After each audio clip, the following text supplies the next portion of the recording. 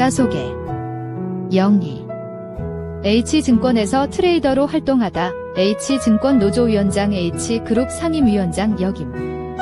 해외 이민 후 전문 독서가로 활동 중 현지 방송에서 음악 DJ로 활동하는 등 각종 예술 분야의 조예가 깊다.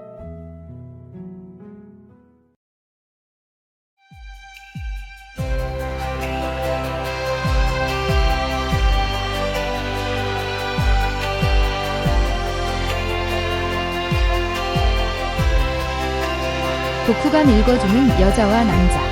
이번 순서는 고골리의 외투이며 감상문은 세미영의 작품입니다. 고골은 러시아의 대표적인 소설가이자 극작가로 사실주의 문학과 환상 문학의 경계를 넘나드는 독창적인 작품을 남겼다. 우크라이나 출신으로 러시아 문학사에서 중요한 위치를 차지하며 19세기 러시아 문학의 발전에 큰 영향을 미쳤다.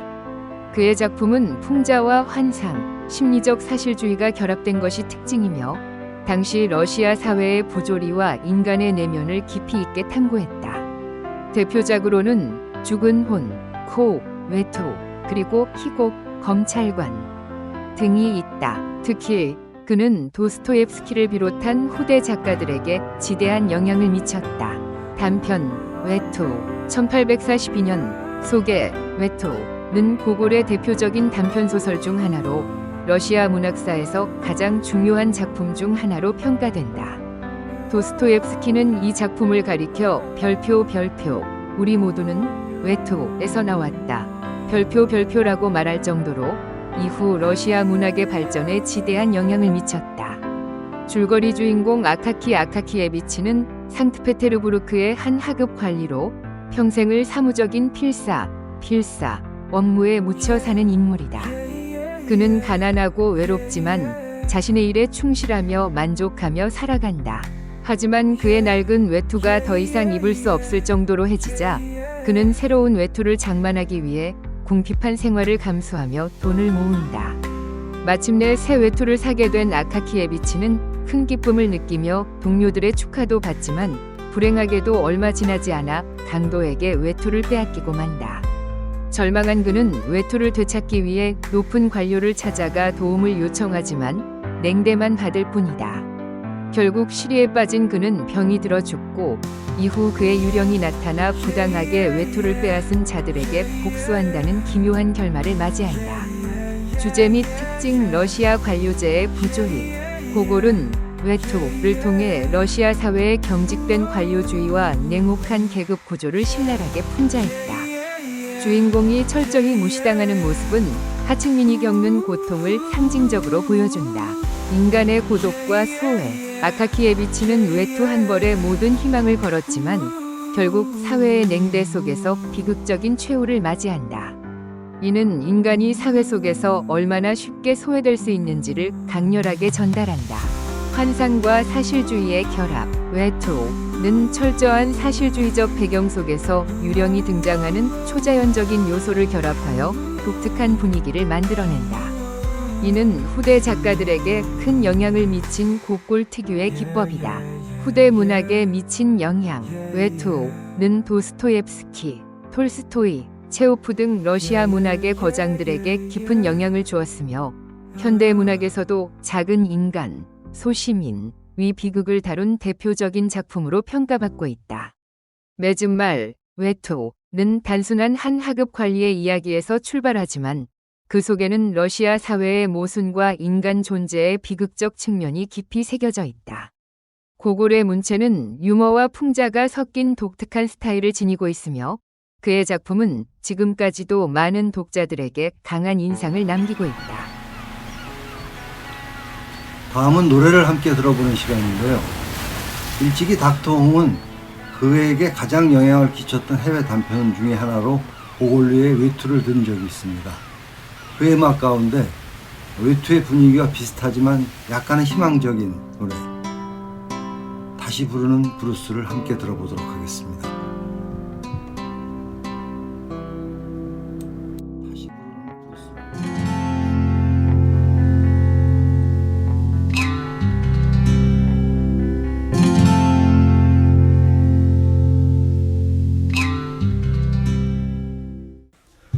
허전한 소파에 몸을 기댄 채 공허한 눈빛 잃어버린 마음 하루하루 속절없이 시간은 흐르고 도시의 그림자 속 절망에 잠겨 하지만 어둠 속에서도 빛은 있으니 희망의 노래를 다시 부르리 쓰러져도 다시 일어서리라 이 블루스 끝에 새벽이 오리니 어디를 둘러봐도 탈출구는 없고 노란 방의 수수께끼처럼 난해하네 아득한 기억 속 희망과 꿈 오지 않는 고도처럼 멀게만 느껴져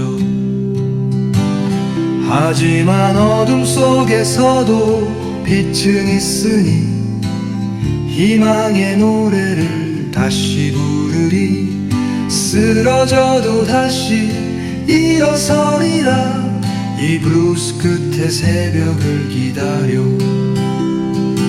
분노는 눈덩이처럼 커져만 가고 한 발자국 한 발자국 늪속으로 빠져도 하늘을 향해 이 마지막 블루스를 노래하며 내일의 태양을 마음에 그리네 그래 어둠 속에서도 빛은 있으니 희망의 노래를 다시 부르리 쓰러져도 다시 일어서리라 이 블루스 끝에 새벽이 오리니 이 블루스 끝에 새벽이 오겠지 새로운 날이 시작되겠지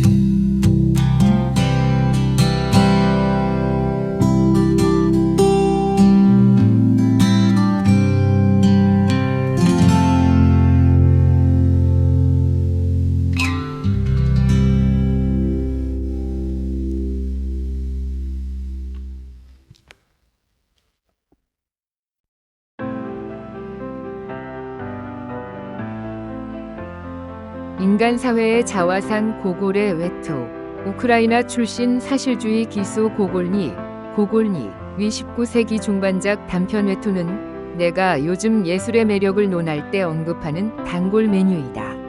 탁월한 비유, 상징과 세련된 완성도 무진기행에서 자칭 인텔리 음악교사가 지역 유지들 앞에서 목포의 눈물을 열창할 때나 역에서 죽음을 맞이할 수밖에 없는 안나 카레리나에서 느꼈던 희열을 고스란히 재현시킨다. 내용 쥐새끼 같은 외모의 여리고 쫑생 스타일 게다 생활고에 시달리는 만년 하급 공무원 주인공은 밥도 굶을 정도로 절약한 덕에 외투를 장만한다. 그런대로 삼박한 유명 브랜드는 아니지만 외투 장만 기념 파티 중 내향적인 성격 탓에 일찍 귀가하다 광장에서 외투를 강탈당한다.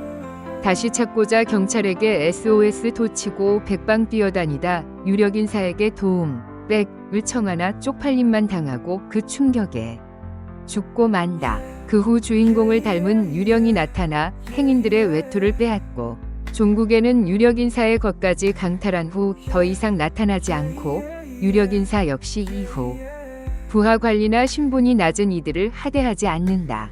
그러나 변두리에선 아직도 유령이 출몰하나 그 모습은 주인공이 아니었다. 외투와 빌라. 얼핏 보면 외투 하나에 목숨 건다는 것 자체가 고리따분하고 비현실적인 유령의 출몰에선 황당 그 자체라 고전의 한계를 실감하지만서도 작품의 진가가 바로 여기 있다는 것도 부인할 수 없다.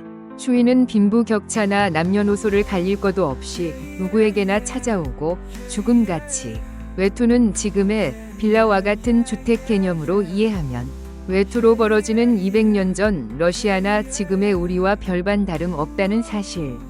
인간 사회의 민낯은 시공을 초월하는 역겨움인가? 고생 끝에 연끌하여 재단사, 건축업자나 부동산 중개사를 통해 외투, 빌라를 장만하나 사기꾼의 강탈, 전세 사기 등 당해 유력 인사, 정부나 언론을 통해 피해 보상을 받으려고 애쓰다 죽게 되고 폭망. 그러나 사회는 재발 방지책 간고. 여전히 다른 유령, 신종 사기로 여전히 피해를 입는 제2, 3위 시민들.